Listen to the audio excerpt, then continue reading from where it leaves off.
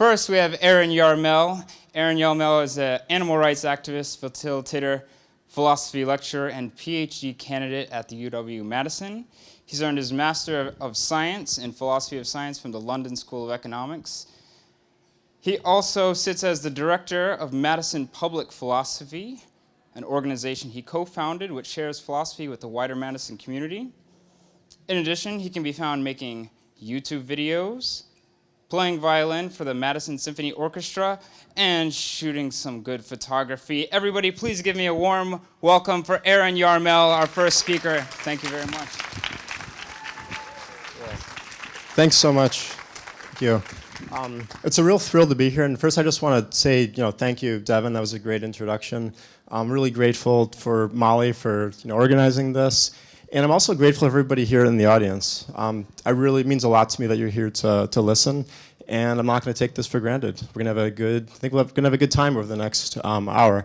One thing I want to make sure to say is that I'm a substitute violinist for the Madison Symphony, so you generally won't see me, but every once in a while you will.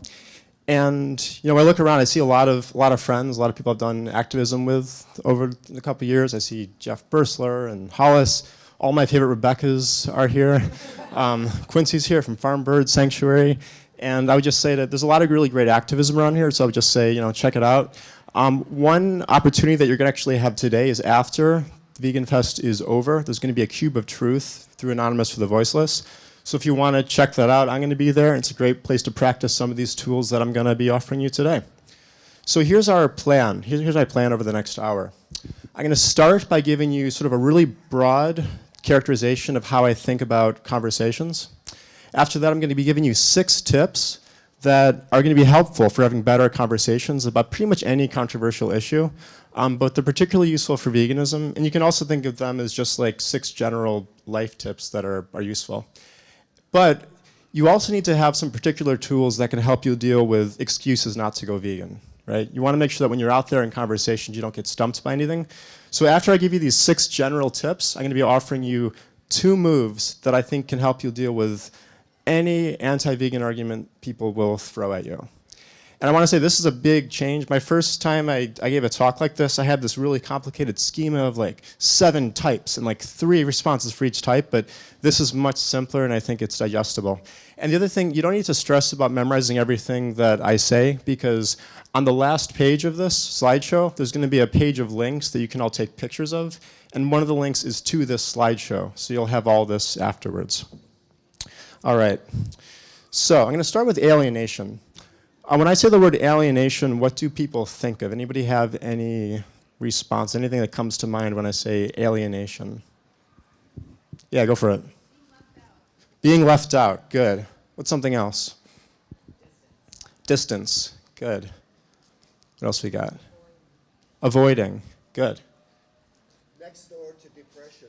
Next door to depression. These are all fantastic things, yeah. And I think what they all have in common is the idea of separation, right? So if you're left out, you're separated from a group.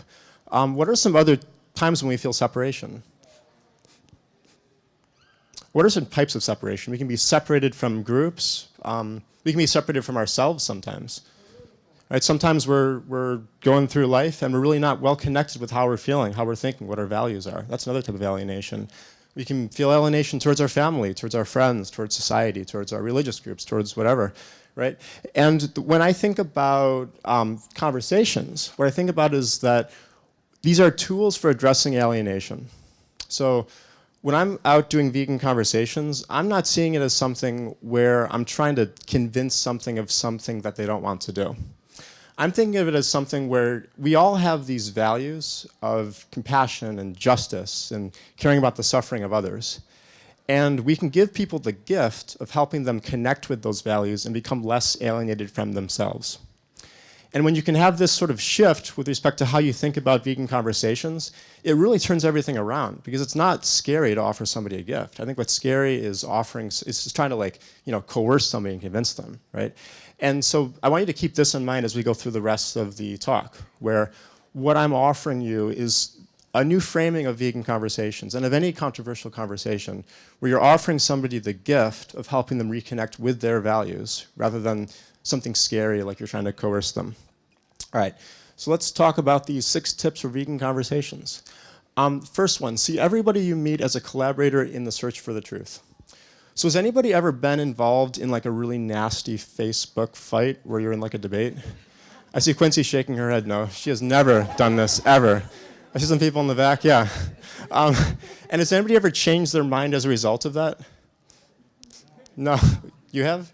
Oh, yeah, nobody does. Like, I don't think anybody's ever changed their mind as a result of being in like a nasty debate fight with somebody. And oftentimes when we think about conversations about controversial issues, we think of them as debates where I'm right, you're wrong, I need to win, you need to lose, right? And that framing isn't helpful because, like what we just said, people don't change their mind that way.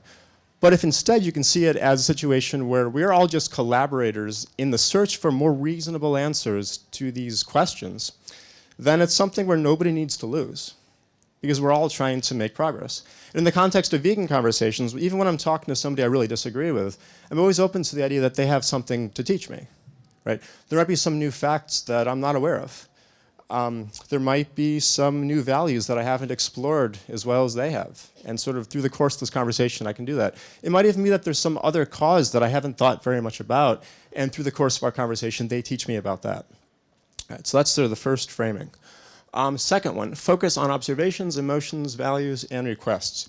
So I'm going to tell you a quick story, and then after that, what I'm going to do is invite somebody from the audience to come up and assist me in something. So stories like this. A bunch of you saw this. A bunch of you were there for this. So I was doing a Cube of Truth, I think it was about a year ago now, and we were out on State Street, and there was a man who was very angry. Like he was yelling, he was screaming, he was very aggressive towards a couple of people in the cube. And a couple of activists went over and tried to de-escalate. I think how many there were? About 2 who tried to de-escalate? Yeah. And then it didn't work. And then people were like, Aaron, you should go over and try to de-escalate this. Now, I don't say this to like try to brag or say that I'm some great like de-escalator. The reason why I'm saying this is because I used a very particular set of techniques that all of you can learn and that can work for anybody. So what I did was I went over and first I stopped and I listened for a bit because I wanted to see what was going on before I just tried to like insert myself and try to like, you know, de-escalate. And I said, okay, sounds to me like you're really frustrated. And he's like, careful, right? Because he was saying, you know, I'm really frustrated. And everybody who's tried to de-escalate, it just doesn't work. So you got one shot. And I was like, okay, I'll be careful. Wasn't sure what he was going to do, but you know.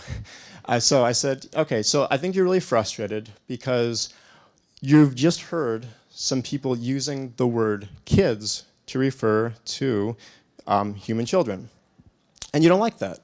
Because when you hear people use the word kids to refer to human children, you see them using a slang term in the context of humans.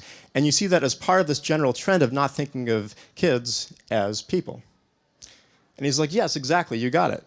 And then after that, he immediately de-escalated. He immediately went from yelling to talking at sort of like an indoor voice. And we talked for a while, and we had this really great conversation about like our shared value for helping children. I told him about the work I do in the Madison Public Schools, working with children. And it really worked. It was a really good de-escalation. And so what I did was I focused on what he had seen, his observations. I focused on what he was feeling, so his emotions, he was frustrated. I focused on what he valued children. And then I focused on what he was requesting, and he was making a very simple request. He was just saying, like, stop using this particular word, right? Now, I need a volunteer from the audience. Who would like to come up? Go for it.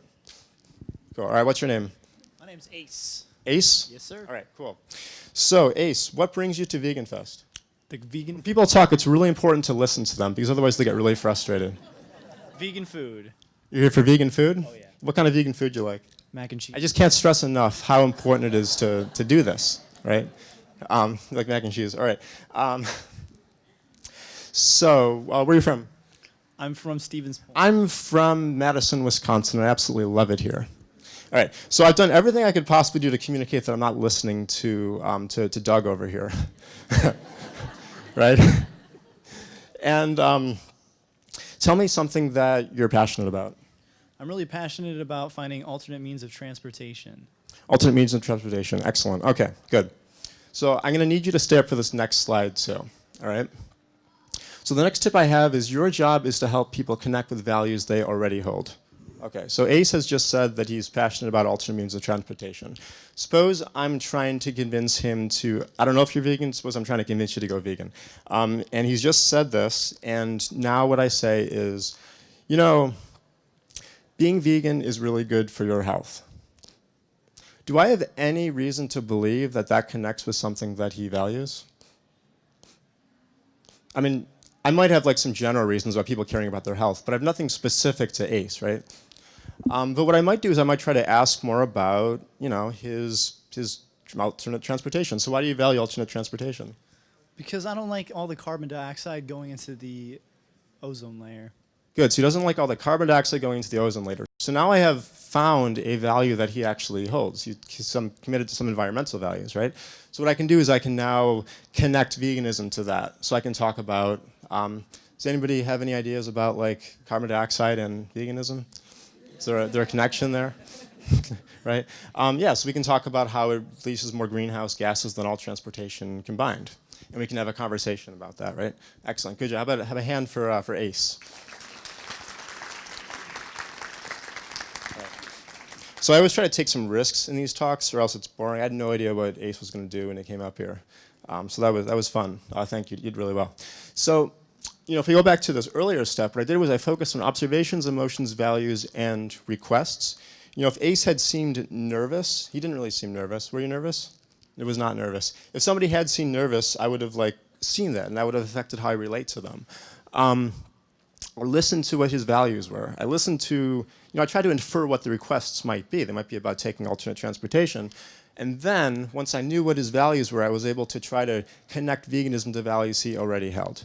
And the reason why I promote that when I'm having conversations about veganism or whatever else is because it's a lot easier to get people to, you know, connect or change their behavior if you're connecting to something that's already there than if you're connecting it to something that you have to like put there. You know, if I was like, hey, you should be trying to respect basic capabilities, and nobody has any idea what basic capabilities are, that's not going to be something that convinces them. And then maybe I have to teach them, like, okay, let me give you a 10-minute lecture about Martha Nussbaum. And you know, then it's like, okay, like not only do they have to get them to accept some new value, I need to get them to accept this new value and have it stay there in their head. But if I can point to something that's been there for a long time, it's there, it's stable, right? So it's a much more long-term strategy. So the next one, help people move across the spectrum of allies. So this is one of my favorite tools to talk about. And often when we're talking with people, we tend to group them into two groups, people who are with us or people who are against us. You know, we have vegans and people who aren't vegan. We have people who are pro-life and people who are pro-choice. You know, for every single issue, we tend to often clump people like that.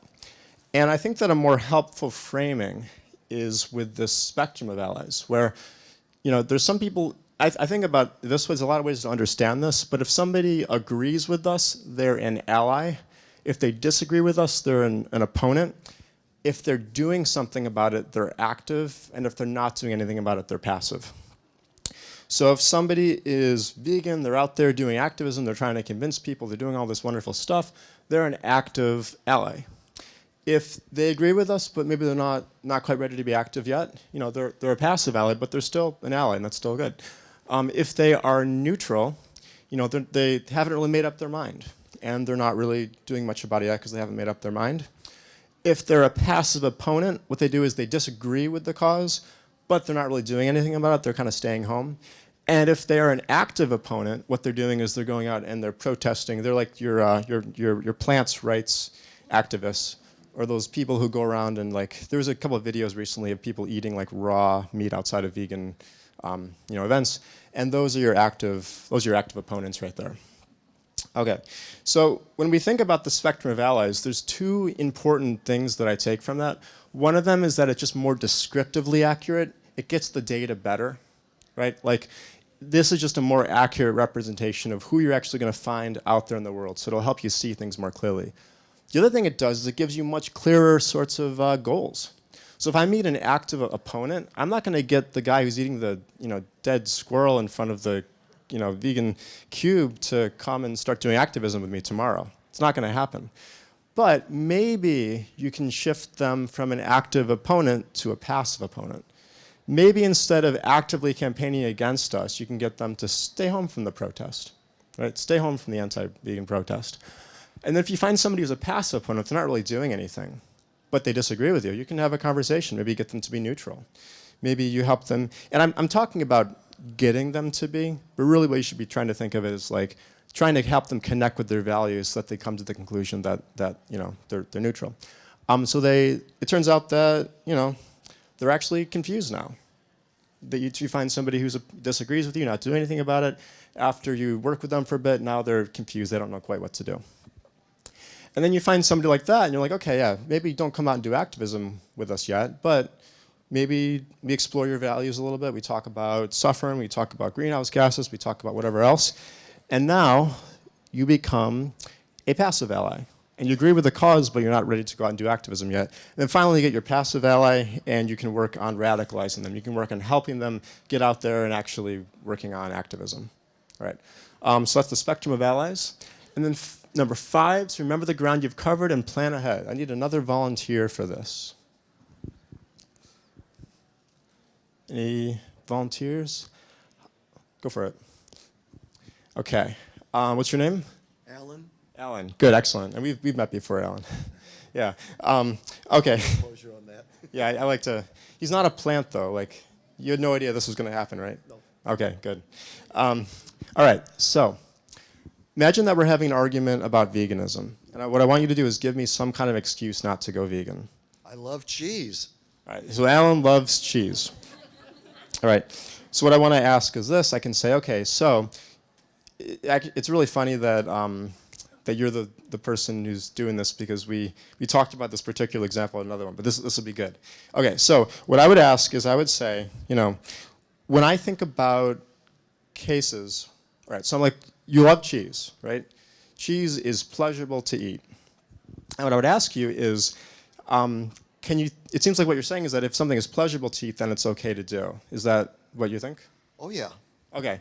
Can you think of anything else that, from your perspective, and it's pleasurable to do, and you still think it's not okay to do? Speeding to get here. Yeah, good. Speeding to get here. So it might be pleasurable. I mean, like, who doesn't like a good joyride down the street? But we still shouldn't do it because people can get really badly hurt, and that's not very good. So I think what we found is that it's not just because something's pleasurable. That doesn't mean that you think it's okay to do, right? Yeah. Good. So all right. So what's going to happen after this happens? So imagine that we've done this. Where do you think he's going to go if this is like just your average vegan conversation on the street? Is he going to be convinced? No. What do you think? What's something that's going to happen? What might he do? Yeah. Good. He's going to come up with another excuse. So maybe you'll throw something. What's another excuse? The cheese is a great snack. So you could do that, and then we could go back and we could say, okay, so are there anything else that might be a great snack, but that you don't think would be okay to eat? Right, and we can sort of go back and forth. But the point is, people just shift to other excuses when you respond to one excuse, right? You don't just respond to an excuse and then it's gone. If you want to, you can go back. Thanks so much. How about a hand for Alan? All right, so I call these things zombie arguments, because what happens is you try to kill them and they just don't die. Not Alan. The argument. So like you'll give an argument, you respond to it, and then it just keeps popping back up. And this is why this tip is so important. So every time I'm in a conversation and we respond to a particular excuse, and then we're going to move on, before we do that, before I let them have another excuse, where I says, okay, yeah, we can talk about that. We can talk about whether or not animals have rights. We can talk about whether we can talk about like religious arguments. We talk about all that stuff. But before we do that, I just want us to acknowledge that we've made some progress so far. And the progress is that we both agree that this particular argument about, taste isn't enough to make it okay to eat animals, right? And this is a super important move to make in conversations where you're just sort of like noting the progress. Because if you don't do this, you get zombie arguments. All right. And then finally, number 6, it's better to know one technique 1,000 different ways than to know 1,000 different techniques. So this is something that I learned from Sifu Tom Garmin when I studied Kung Fu in Fairport, New York. And he would talk about this in the context of like punches and blocks. And he'd be like, look, if you know one block really well, and you know it so well that you can be incredibly agile with it, and you can respond to punches from every single angle with it, that's a lot better than having like a miscellaneous, superficial knowledge of 1,000 different blocks where you don't really know anyone very well, right? And so for vegan conversation tips, instead of going out and memorizing a billion different excuses and a billion different responses to each excuse, what I would say to do is to learn a couple of techniques that you can deploy in different ways so you can be more, economical. And I'm going to offer you 2. So this is the third part of the presentation. I'm going to offer you 2 tools, 2 techniques that I think you can use to respond to any argument that comes at you. So the first technique is this. It is no conflict. So imagine somebody says, I want to be big and strong, so I need protein. And the response is, no problem, right? And so basically what you can do in this response, you're saying, okay, yeah, I see what you value. You value strength. You value, you think you need protein you do need protein. But there's no problem because you can get that on a vegan diet, right? And the way that this would go is somebody would say, hey, I want to be big and strong, so I need protein. And I could say, okay, yeah, I see that. I see that this is what you value. And I'm not going to challenge that. What I'd like to ask is, do you think it's possible to do that on a vegan diet? And if they say no, we can talk about that. We can give them examples of people who have done this, right? And we can sort of work from their value and then evaluate evidence together to try to find the truth about this question. And basically, this works for any of these other arguments too. So I want to save money. No problem. Let's have a conversation about that. I value saving money too. Is what you think it's possible to do on a vegan diet? And if they say no, then we can have a conversation about that and we can explore that together. I care about human rights issues like the taste of meat. I'm Christian, Muslim, Jewish. Morality is subjective. I value convenience. And I'll talk about the religious one for a second because that one gets really tough. People try to respond to this in 2 different ways. One thing people will do is they'll be like, religion does a lot of awful things. And I don't think that's a good strategy at all. And the reason why is because you're not going to convince somebody to leave their religion in like a 2-minute vegan conversation. I think a better technique to do here is to try to connect veganism to their values. And I've done this with Hinduism. I've done this with Islam. That actually one of my favorite stories is I was doing some outreach outside of a do-it-yourself slaughterhouse in Minnesota, where people could show up and they could kill chickens and then take them home. And I met a recent immigrant from a North African country. I don't remember which one, and he was talking about Islam. And I said, so according to your religion, should we cause unnecessary suffering? And he said no. And then we were able to have a conversation about whether veganism causes unnecessary suffering, right? If I had just thrown at him, hey, veganism causes unnecessary suffering, it's like, well, why should that be the value? But because I was able to connect it to his religion, then I was able to pursue this sort of tactic where we find out that there's actually no conflict between being vegan and having your religious views, right?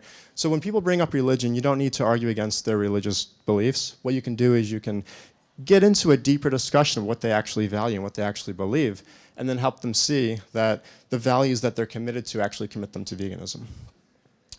And then finally, realign values. This is the second technique. And I'll just show you what this looks like. So imagine somebody says, lions eat meat.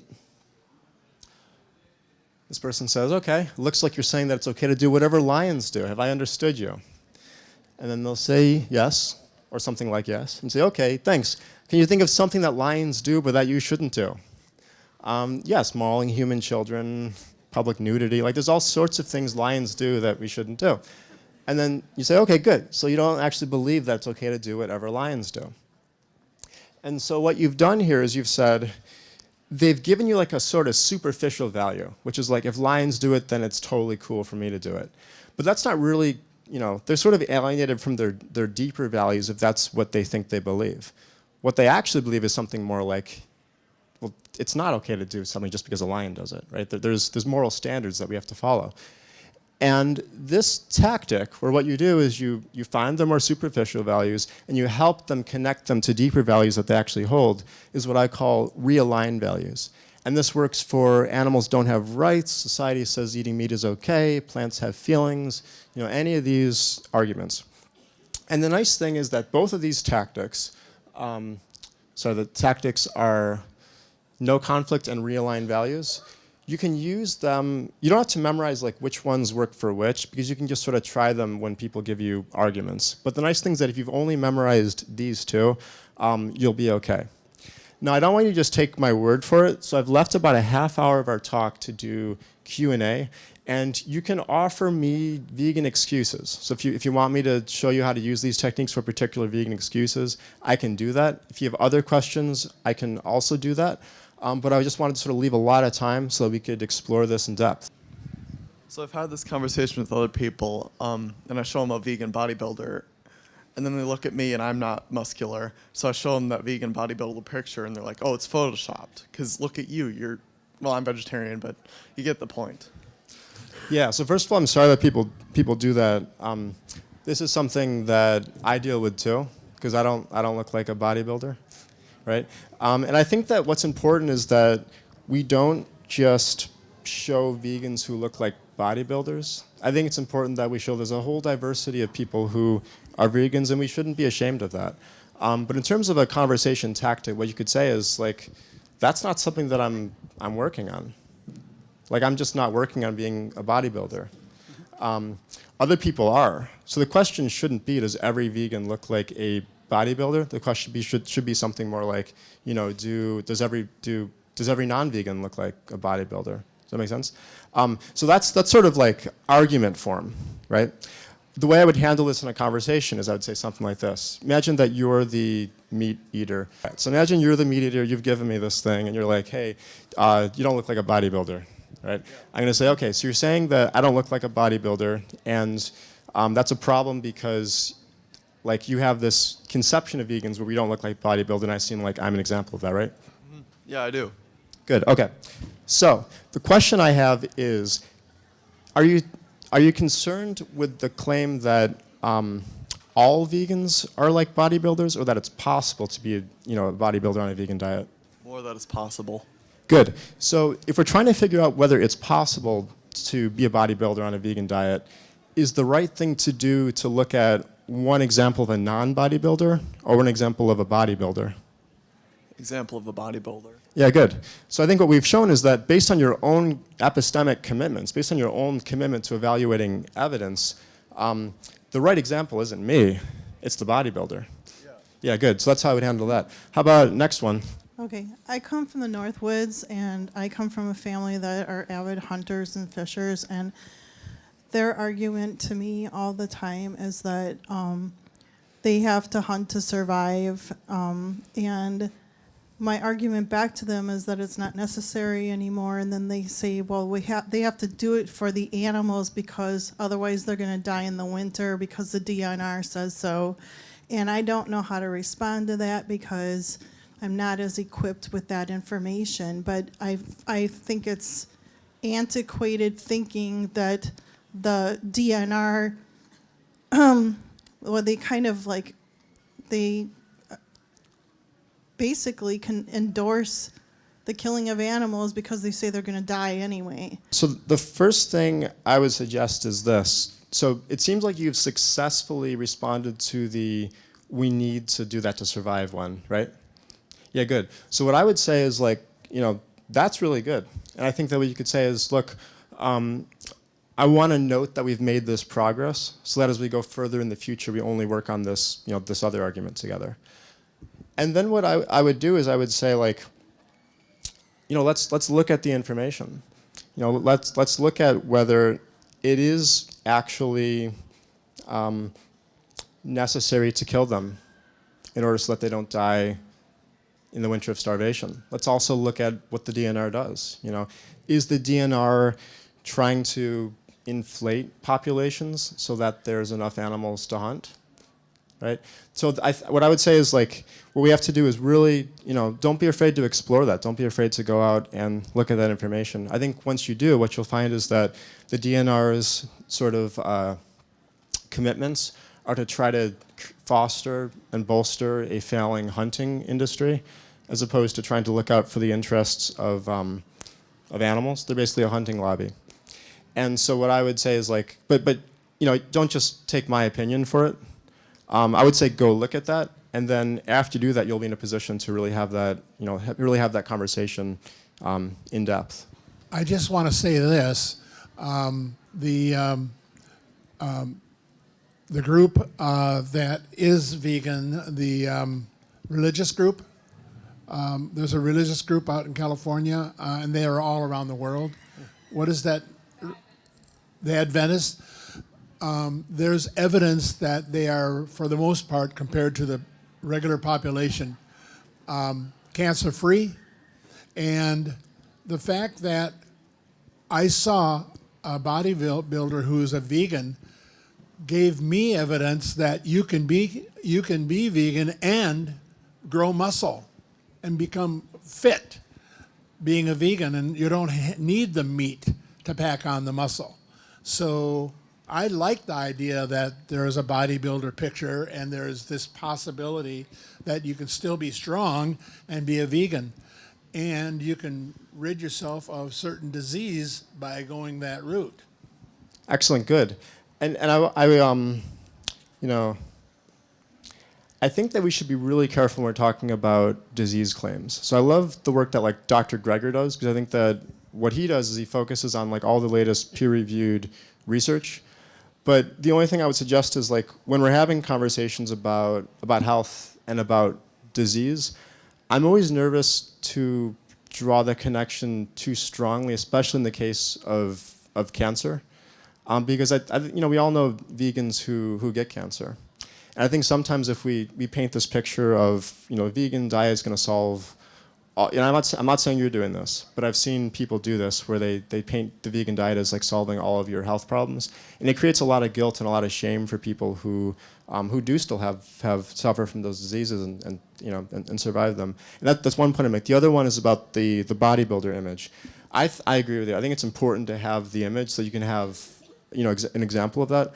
But I also want to weigh that against the sort of body shaming that we have in our community, right?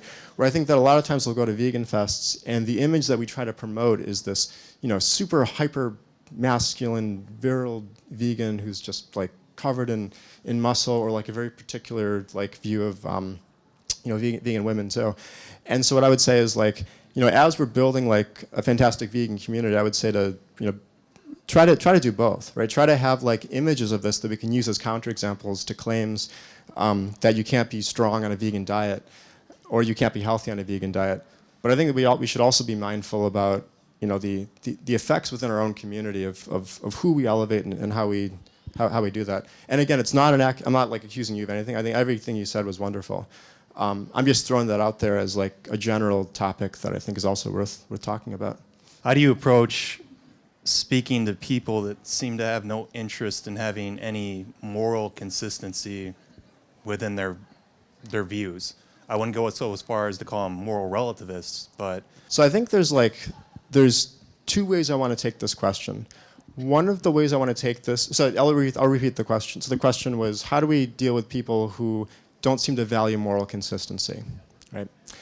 And there's some people who you're going to meet who are actually psychopaths. The 1% of the population, about 15 to 20% of North American incarcerated males, and about 20% of CEOs also. So there's a good chance you're going to meet a psychopath at some point in your life if you do well in the corporate, setting. But here's the thing. They're rare, and I don't know if these techniques will work on psychopaths. I haven't actually tried them, and I have to sort of admit that. But most of the time when somebody doesn't seem to value moral consistency, I think what they're actually doing is just using a sort of false commitment to relativism when it's convenient. So what you could do is you could say, okay, so what you've said is that you don't value moral consistency, or you don't value any, deep fundamental moral commitment to anything, right? you don't want to subject things to scrutiny morally. What I would do is I would ask them a question. I'd say, can you think of anything that it would be wrong to do, that you want to say is wrong to do? And if they say no, you could say, well, what about sexual harassment? Don't you want to say that sexual harassment is wrong? And it's not simply something that, maybe it's okay for one person to do, but not for somebody else to do? And if they say yes, you could say, okay, yeah, so it seems like we're in agreement that this sort of moral nihilism doesn't actually reflect what you actually believe. You actually have some moral commitments. And what I'd love to do with you is explore these and sort of move forward so we can see what the implications of them are. I deal with that a lot when I teach undergraduate ethics courses, because you have a lot of people who are freshman relativists, and they're like, dude, morality is just like matter of opinion, brah. And like, yeah, and you have to sort of use moves like that to get them through that. You can take a picture of this if you want. This will have all the links that I think are helpful. So one of them is my website.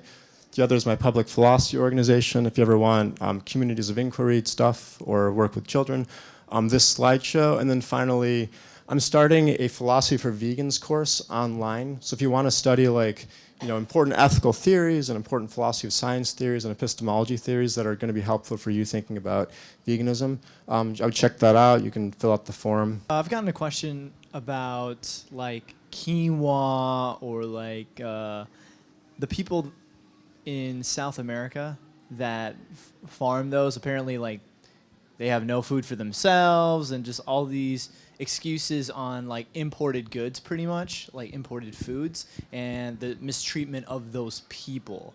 So how would you go about talking to them that I don't know anything about that? Excellent, good.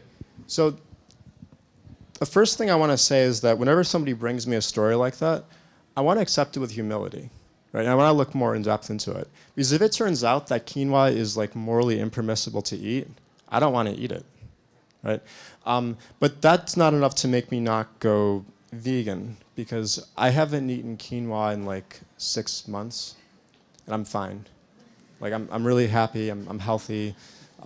I've had a blast over the last 40 minutes. So you don't need quinoa to have a healthy, fulfilling life. And so what I would do is I would use the no problem excuse. What I would say is, okay, yeah, tell me more about this quinoa. I want to learn about this. Explain this to me. And while I'm doing that, I'm also trying to figure out what their values are. Are you committed to compassion for these farmers? And if they are, that's a really great thing, right? And then what we can do is afterwards we can say, okay, yeah, so suppose I accept this. Suppose I accept that we shouldn't eat quinoa.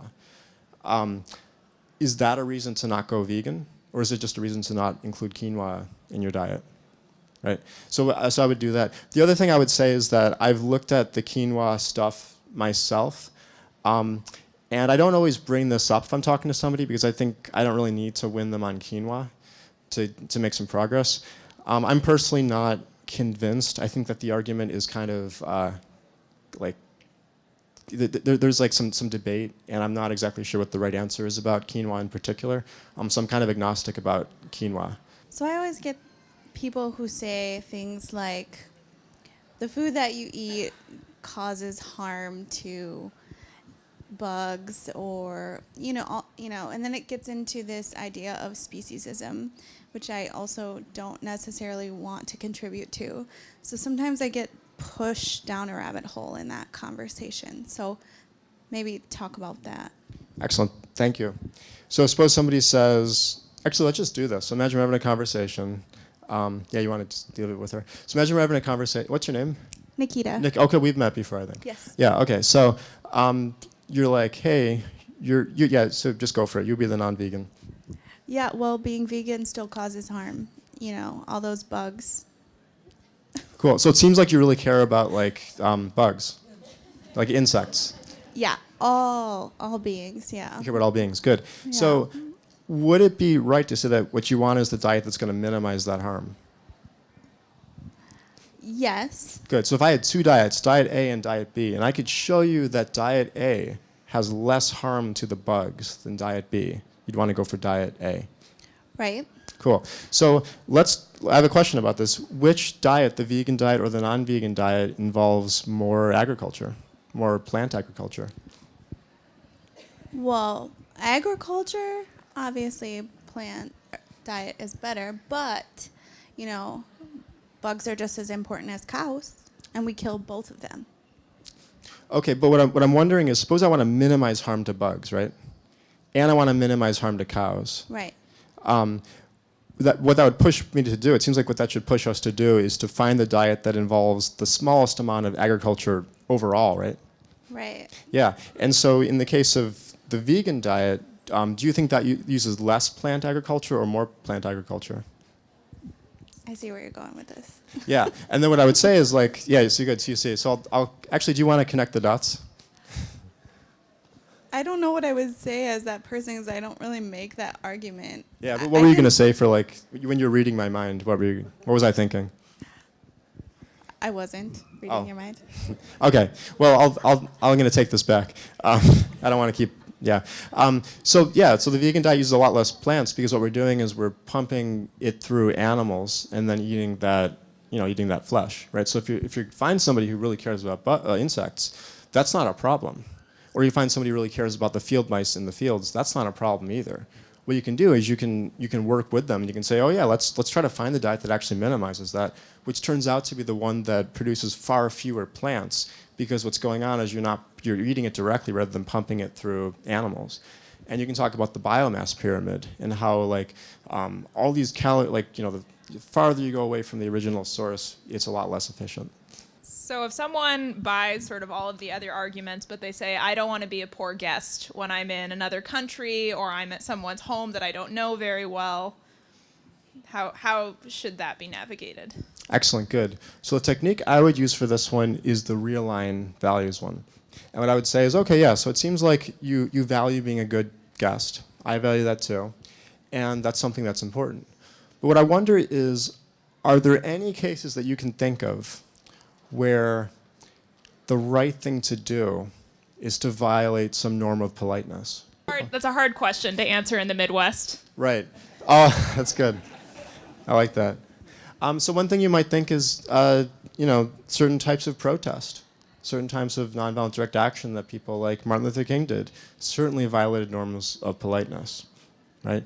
And so what we could say is, yeah, we're all on board. It seems like you and I are both on board with this idea that sometimes we have to violate norms of politeness in order to do the right thing.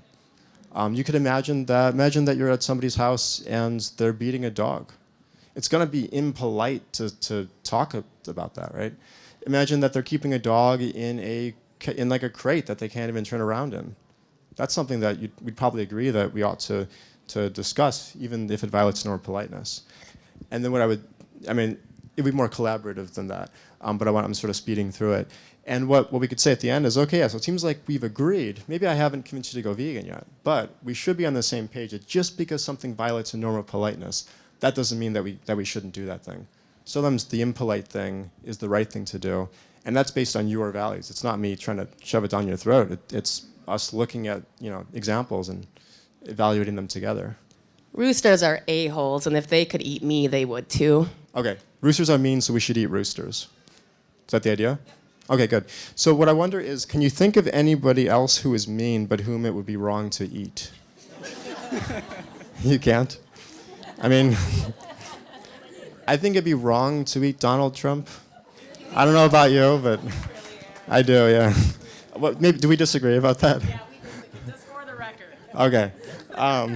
Have you ever been mean, Quincy? Have you ever been mean to anybody? Never? Okay. I've been mean to people before. I'm reformed now. But I've done it, and would you agree that it's not right to eat me? Yeah, so I think that's how I'd respond to that one. I've never had to go quite down that direction before. But I think it's important, though, because I think we talk about things like dessert, right? With this idea that if somebody is mean, they deserve punishment. But if that's the argument they're going for, and I'd want to ask to clarify that, what I would say is, when a rooster is, do we hold them morally responsible for that? Does it make sense to say that the rooster did something ethically wrong when the rooster eats meat? I would say yes. Suppose an infant bites me. Did the infant do something morally wrong, would you say? Would it make sense to punish that infant in terms of apply moral sanctions to it? Should we put the infant in jail? And I think that's where I would go with this, right? So we talk about how if you're not a moral agent, if you're not able to evaluate right and wrong, then it doesn't make sense to hold you morally responsible for what you do. And that's how I would sort of address the desert part of the rooster argument. Again, I would do this over the course of like, a 10-minute conversation rather than just like a breeze through. But I think you can sort of take this and apply it to the 6 tips that I gave you before. Yeah, good. Oh, I was just going to say, why do we hold dogs morally accountable if they bite a human, but like in the case with the rooster, if a rooster bites a human, that rooster's, being a dick or whatever, but if a dog bites a human, then we hold that dog morally accountable and we put down said dog. Yeah, I mean, I think that's a really tough question. What I would say is, I guess I would want to ask, suppose we put down we kill a dog who bit somebody. One question you could ask is whether it's actually permissible to do that. I think in a lot of cases the answer is no. And we want to talk about that, right? We want to say, like, suppose you have a dog who, like, is really badly provoked and they're fighting back in self-defense. You might think, no, that wasn't okay. Suppose you have like somebody who's just like going up and grabbing the dog and like playing with them, and the dog just can't control themselves anymore. Like in those cases, I think that we ought to be more lenient with how we deal with the dog. But what you might think is that what's going on there isn't that we're holding them morally responsible. It's just that in our really speciesist society, dogs are still seen as property. And so it's seen as a situation where I was injured by your property, so the property has to be destroyed. I think that's sort of the logic that's going on in like the sort of the legal stuff. So I think that'd be sort of an explanation of that. And what we could do is we could explain away the social practice without reference to holding the dog morally responsible. So that's sort of the move I would make. Yeah. Okay, so I get a lot of the like food chain one, and so I get the part where like I can talk about our intestines and our teeth and how we don't have claws, but then like I'm not sure how to respond to the like, well, we're evolved, like we have the technology to live this way, so it puts us at the top of the food chain from that standpoint. Good. Okay, so it's like we're at the top of the food chain, therefore we can eat animals. That's the idea. So what I would ask is, explain to me why that's the case. Why is it the case that because we're at the top of the food chain, we can eat animals? Okay, so I don't believe that, but like this is what people have said to me. So like they say we're advanced enough that like we're supposed to. Like we have the weapons, like we have the techniques to kill animals, and like we're supposed to eat them. Good. So what I'm doing is I'm sort of asking for like more specifics. And it might be that what's going on is their argument is something like this. We have the power and ability to dominate and kill and eat them. Like we developed this technology. So what I want to ask is, okay, it seems like what you're saying is that if we can dominate, kill, and eat other individuals, then it's more than okay for us to do it. But I would ask, can you think of a situation where we have the technology and the ability to dominate, control, and kill others, but where it's not okay to do it? And then, so what I'm using is the technique is the realigned values one, right? And they're going to come up with something. And if they can't, you can give them something. You can talk about dog fighting. That's one where we can talk about circuses. We could talk about human cases where we dominate and kill other human beings, right? And so what I'm doing is I'm trying to find what's underneath there, which is some value about domination and power or might equals right, and then asking whether that's actually what they're committed to at the most fundamental level. And the answer is probably going to be no. So that's how I would deal with that. This has been a real thrill for me. Thank you so much for participating in this, and I hope everybody has a nice day. Cool. Thanks.